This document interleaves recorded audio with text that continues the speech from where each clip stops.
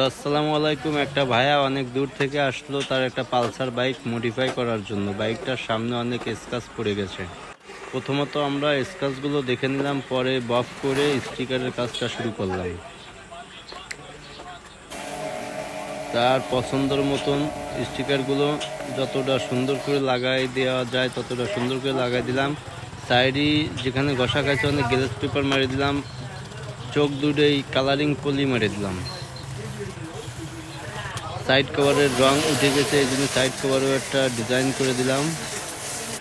Side কভারটা design করে finishing দিয়ে সাইড কভারটা কেটে দিলাম।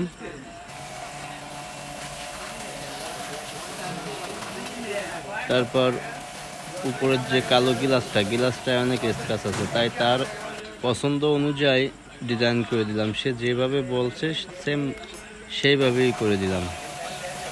আশা করি আমার এই ভিডিওটা দেখে কেমন লাগছে আপনাদের জানি না, অবশ্যই লাইক কমেন্ট দিয়ে আমার পাশে থাকবেন।